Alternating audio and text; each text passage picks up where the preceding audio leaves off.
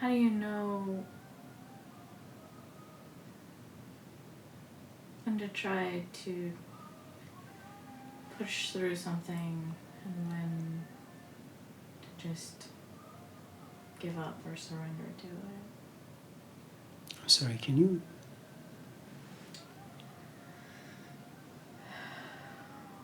Well, I guess like with pain, any kind of pain, I don't know.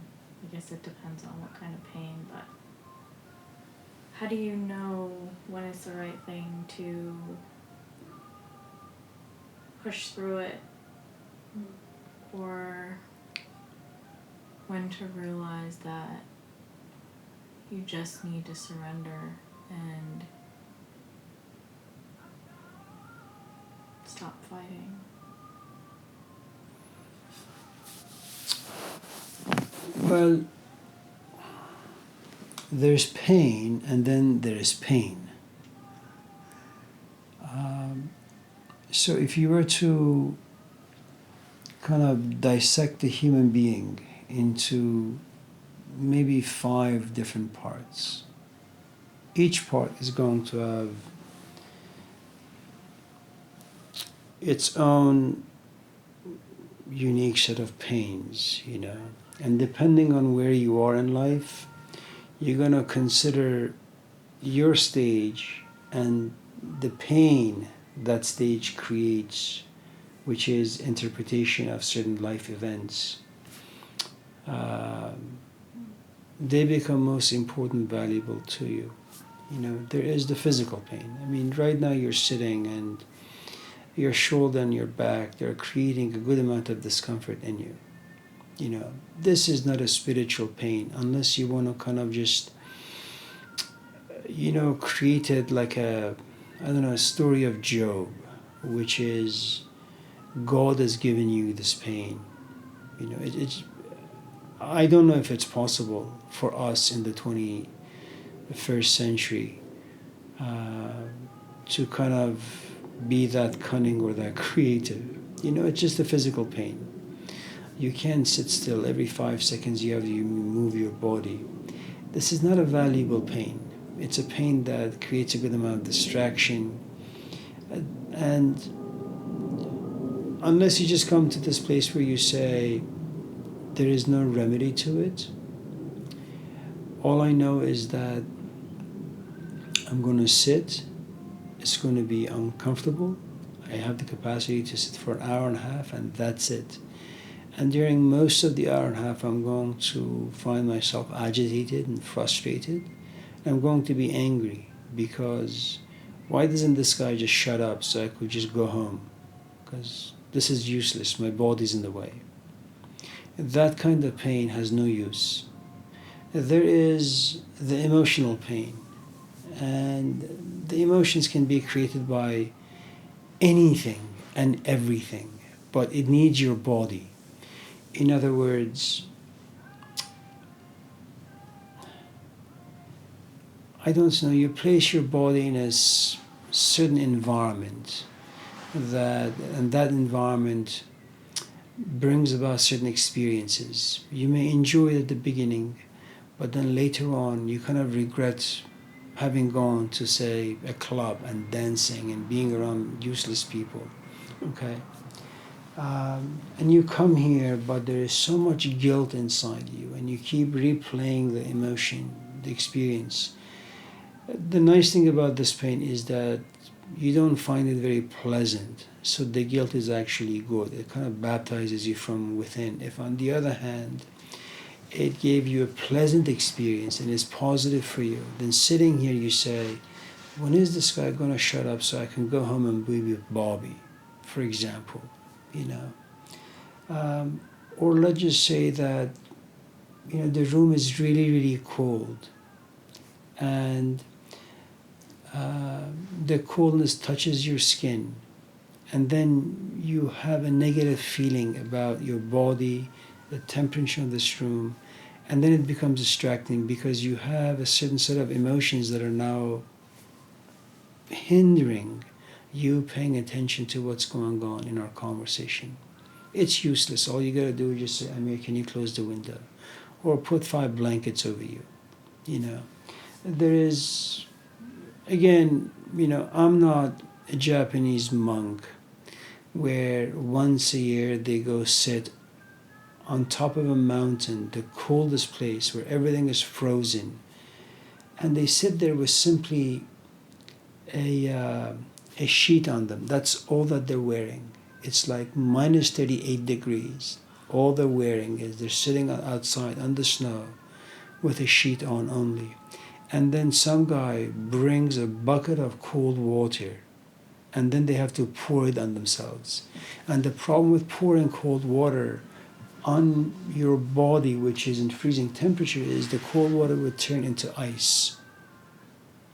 You're not on that particular path. That's not your training. So the emotion, the feeling that's created because of the cold temperature, it's useless. And what you need to do is just speak up, say, Amir, close the window. Okay. Then you have psychological pain. And psychological pain has to do with, there are these events that happen to some of us, and they are intense, and they are horrifying.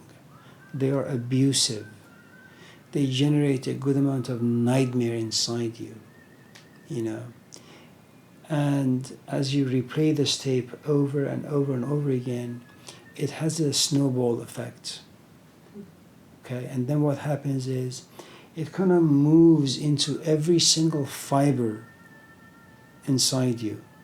So everything you touch gets contaminated by the trauma. That's a psychological pain. And the truth is, these conversations maybe will do something, but they're not going to do much. Unless, there is a teacher who's going to smack you left and right for about 10, 15 years until, But psychological pains also become obstacle to relationships, obstacle to self-image, to confidence, you name it, okay? Then there are intellectual pains. I don't care to know the philosophy of Immanuel Kant. He's not interesting for me. I'm not going to rack my brain trying to figure out what Soren Kierkegaard is talking about in either or. I'm not interested, okay?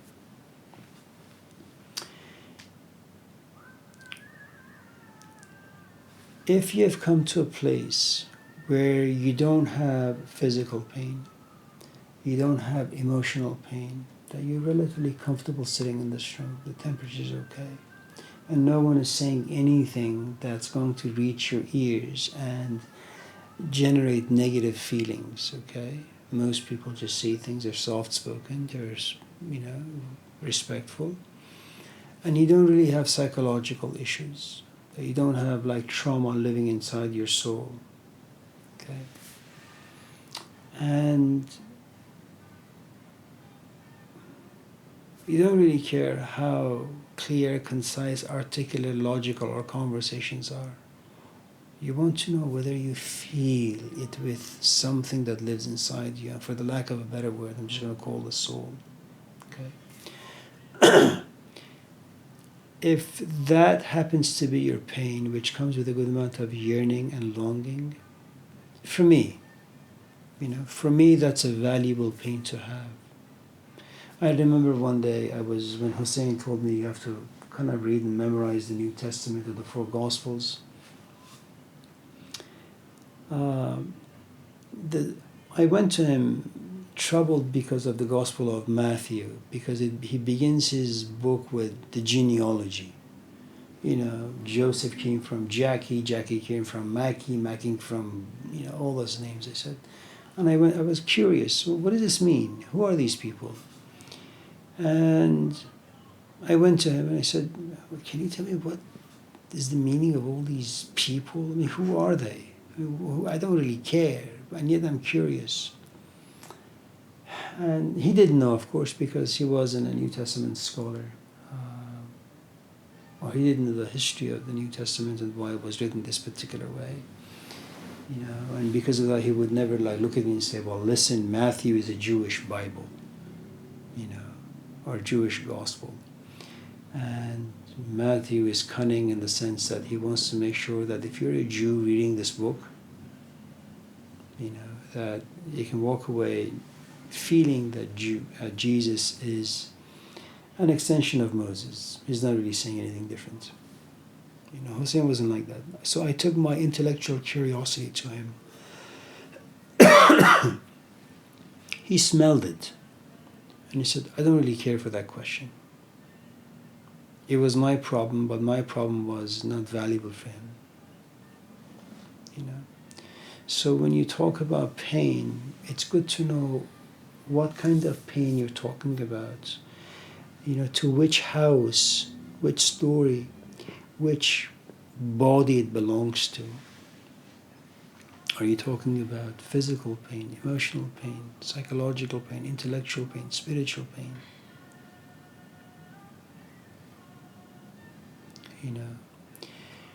If you're talking about spiritual pain, I'm going to tell you what Attar said, which is درد بر من ریز و درمانم مکن چون که درد تو ز درمان خوشتر است. It's such an amazing line.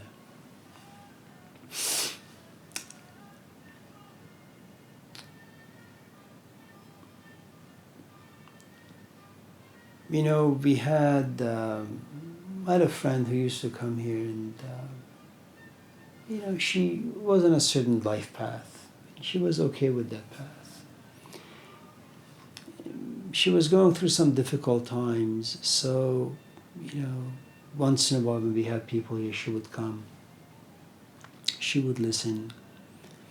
And there came a point where she began to feel the potency of these ideas. She began to like them. The problem with beginning to like these ideas was that for her it went against everything she believed in, and it went against her history. And she had to kind of redefine who she was, and she had to redefine her life path, and it was just too much for her. She wrote me some emails saying, I sat in the park and I just all of a sudden just began to weep for half an hour. I was jogging. It was such a beautiful day. And all of a sudden I stopped myself saying, where the hell am I going? Why am I jogging? And I sat in the middle of the road, she wrote. And I just cried, And then she would often say, well, who's going to marry me in this condition? Who's going to like me? I'm like broken in 1,001 pieces. It was, for her, it seems, it was a very, very painful experience. And so she just, packed up her stuff and disappeared completely. And the truth is, that's how the spiritual quest is for everyone. It goes against your life. It goes against your physical life. It's like when Nicodemus goes to see Jesus. Jesus says, well, that which is born of flesh is flesh, and that which is born of spirit is spirit. Jesus telling Nicodemus that my teachings, it's all spirit. And if you want to follow them, it's going to go against your flesh. It's going to go against the books you've read, the religion you hold, the God you believe in, your wife, your children, who you are, what you are. None of those things will ever matter. So Attar says, so initially the path has a good amount of pain, and this pain is going to be with you very intensely for a long, long time. And you're not going to adjust. You will shed tears, but they'll not be the sort of tears that Bavatar is talking about. They're not sweet. You're not creating flowers. They're bitter. They're painful. You want an answer because you just don't want to feel this burden on your shoulders anymore. And so Attar says, Dard bar man riz. You come to a place, if you do things the right way, where your prayer to God or your teacher, whoever it will be,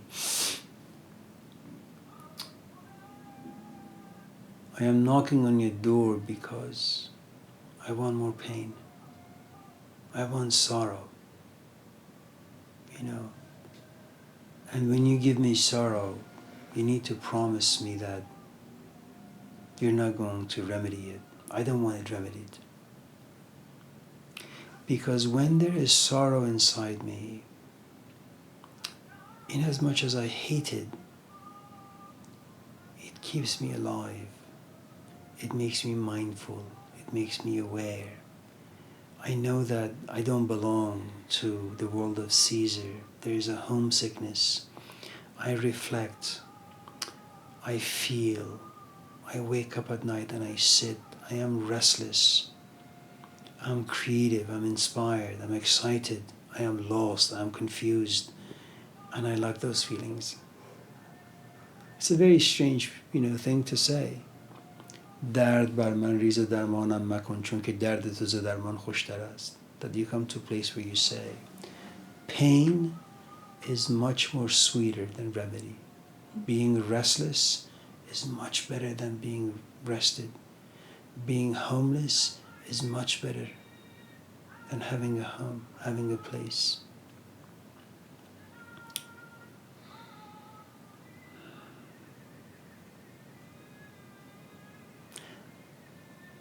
Cassie, sloth, it can only be remedied through pain.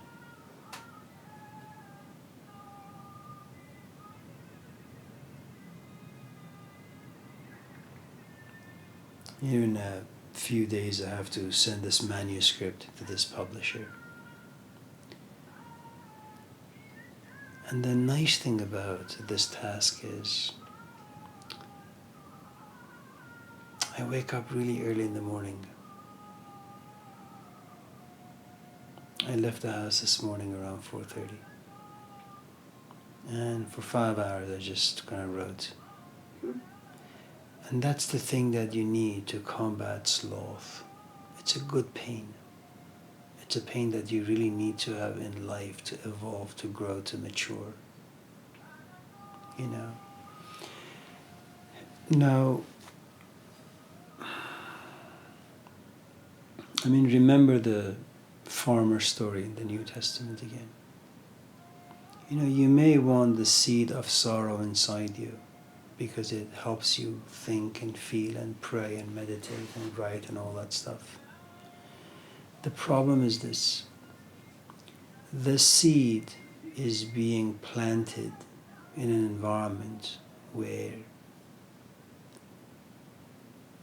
are filled with vultures. In a couple of days you have to move. But what are you going to do when you're moving? Are you going to sit and cry? You're going to say, Eloi, Eloi, lama sabachthani? Of course not. You and your husband are going to grab your sofas, put them in the truck. Grab your tables and chairs and move to Sacramento and enjoy your new house. It's great. It's great for your physical life. And hopefully it'll be great for your spiritual, intellectual lives as well, because you'll have gatherings there. But for those 2 Saturdays, you're just all meat and no spirit.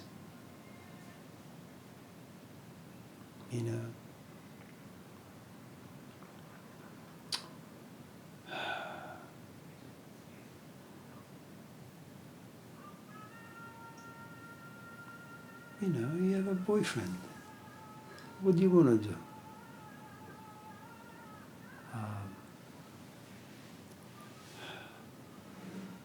You may like this stuff, but he's going to call you and say, let's go have, some Persian food. What are you going to say to him? You come from the world of Caesar and I want to go out with you?